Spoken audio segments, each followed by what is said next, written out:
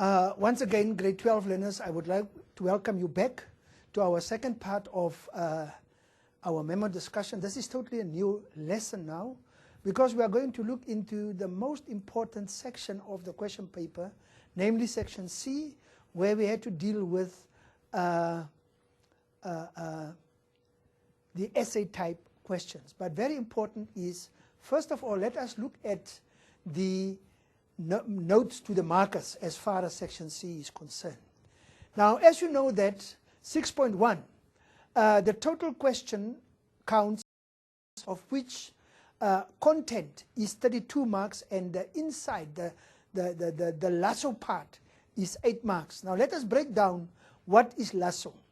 Lasso is, the L is for the layout or the structure.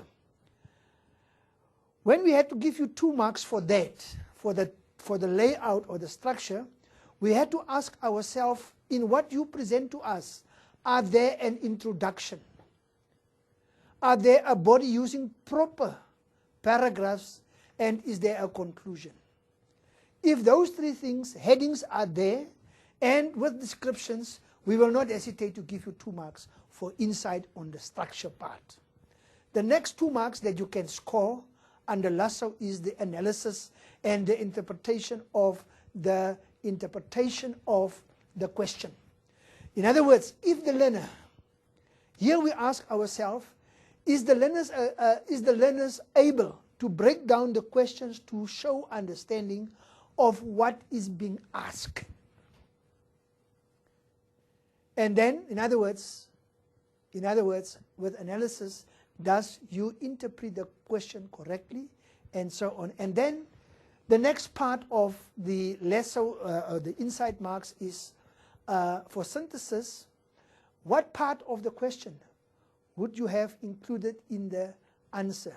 Are there decisions made from a combination of relevant points? Yes. In other words, we will also look into things like did you try and bring those different parts that you had to answer in a very, very sinful, holistic picture to the marker, as well as the chief marker or the moderator. And then lastly, the last 2 points is for originality. The examples that you give, does it make sense? Whether it's from your immediate surrounding or not. And then recency of information, current trends and developments. If it's there and it's sinful, we'll give you another 2 marks. So very important is, it is not always that you will get the full marks for lasso. Right. Now very, very important is, look now what they say. Note. They say, 1, no marks will be awarded for contents repeated from the introduction and conclusion. In other words, if you have put in some of the things in either the introduction or the conclusion, and you put it into facts, we will not give it under the facts for marks. We will rather say it's an R for a repetition. Number 2, candidates forfeit marks for layout if the words introduction and conclusion are not stated. In other words, if you just read the introduction, but you don't say anything, if you write only conclusion and you don't say anything, we cannot give you marks for that. Is it okay? Now very, very important is, please learners, never start your introduction with a part of the question. Then you have reproduced just the question as an introduction. We will give you any marks for that. Now let us look into synthesis. How are we going to give you marks? We will give you 0 marks if the facts that you give to us are irrelevant. We will give you 1 mark if some of the facts that you give to us are relevant, and if you give us all the relevant facts pertaining the question, then we will give you 2 marks for that. Right. Now, the components of insight are indicated at the end of the suggested answer for each question.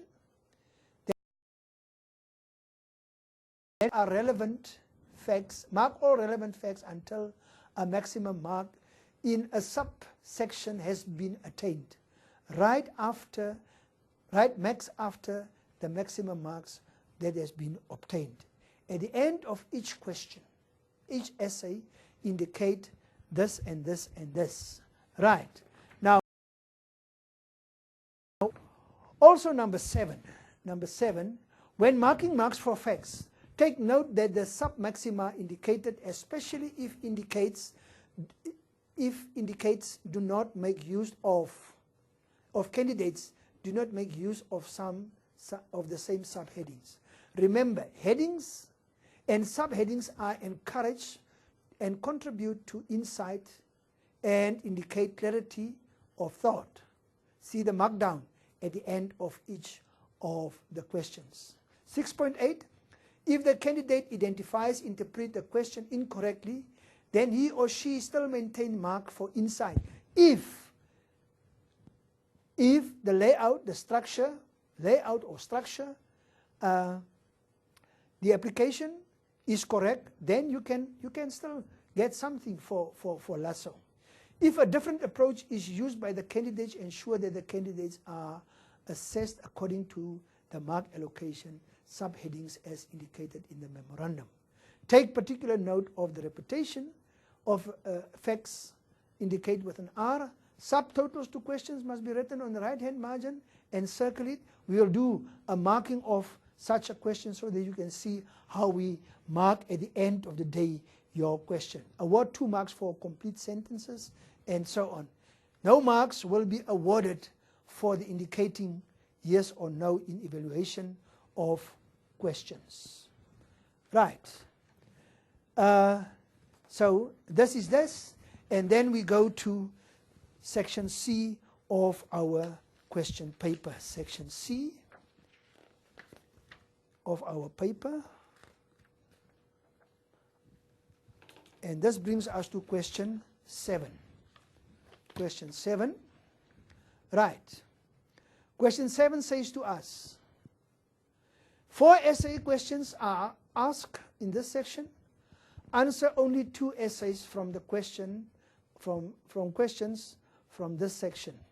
Now, very important is, once again, I'm saying to you, remember that examination writing is nothing else but a silent dialogue between you and the examiner. So therefore, it is important.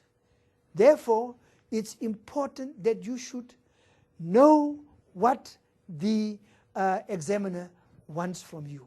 And very, very important, learners, listen here. If you don't know the content of the topic in the essay type question, you cannot answer the question very well. Right.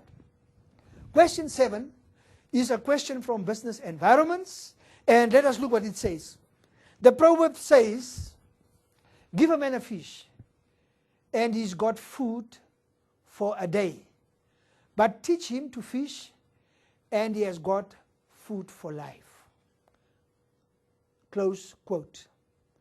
Now we come to what we are supposed to do. What does the question examiner wants from us? He says, discuss the essence of the proverb using in this heading above by referring to the purpose of the skills development, how the structures of the act is financed, the role of the SETAs in fulfilling the purpose, and then the impact for business complying with this act. This is what he wants from us. Now, very, very important. Remember what I have said. I have said to you, learners, if you don't know the purpose of the Skills Development Act, if you don't know the structures of this act, how it is financed, and if you don't know the role of the SETAs in fulfilling the purpose of the skills development. And if you don't know the impact for businesses in complying with this act, then you cannot answer this question correctly. So now let us go and have a look what we had to answer. Remember also, before we put on the memorandum here, I say, never in your life start your introduction with an abstract from the question paper. Right. Now very, very important is, let us look, the introduction. Remember, read the question until you understand it. This question goes about, centered around the Skills Development Act. We must look at the purpose. So, in our introduction, we would like to say, why was it necessary for the government to implement the Skills Development Act in the new South Africa? They say here to us, because of the high levels of unemployment and the oversupply of unskilled workers, it was important for the government to develop legislation to rectify the problem. The aim is to train people to get jobs and to reduce the number of unemployed people in South Africa. The Skills Development Act was implemented to improve skills and knowledge of all people in South Africa. The skills, this challenge appears in the macro environment, sub-environment, and legal environment, and laws are made by government, and the business has no control over this environment. Now very important is, you see there's an introduction. The introduction is there, and it's indicated there, so on the left-hand corner we put an L there for introduction, and then, very important, on the left-hand side there are 2 facts times 1, it gives you 2. Now let us go back to the question. The question, we have done the introduction, and now it says, first of all, looking at the purpose of the Skills Development Act. Right. And very important, the purpose of the Skills Development Act is to develop the skills of the workforce or the people in South Africa to improve productivity. Another purpose was to get businesses to invest in education and training of workers, encourage workers to use the workplace as training environment, ensure quality education and training in the workplace, improve career possibilities, increase the levels of investment in education and training, to encourage workers or businesses to improve the skills of the workers, and then encourage workers to participate in learnerships and other training programs. Now very important is, you just have to mention 5 times 2 marks. Then I stop there and I'll go on to the next part of the question. The next part of the question is how the structures of this act is being funded. How is the act being funded? They say all employees, all employers which are registered with SARS, total salaries more than 500,000, must pay 1% of their total payroll as a levy to SARS. 2 marks. The monthly levies paid to SARS before the 7th of each month are put in a special fund, and it is used for skills development. 80% distributed to SETAs. In other words, 80% of this fund, this money that has been contributed as part of the 1%, are being distributed to SETAs. And then 20% are distributed to the National Skills Fund. And times 6 gives you 6 marks. 3 times 2 gives you 6 on the finding or the finance structures. The next one, I'm giving you step by step. They also say to us, the role of the SETAs in fulfilling purpose, the purpose of skills development. Does it explain the functions of the SETAs? The CITA's developing sector skills plan within the framework of the National Skills Development Strategy. It's implementing skills development plans. It's supporting the development of training materials. It is responsible for the quality control and to make sure that training is up to standard. It also registering the learnership agreements.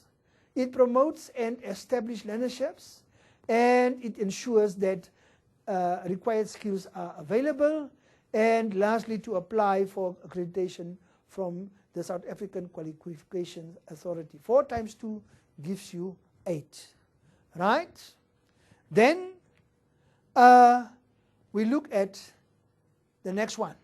The next one says to us in the question, role, the impact of business in complying with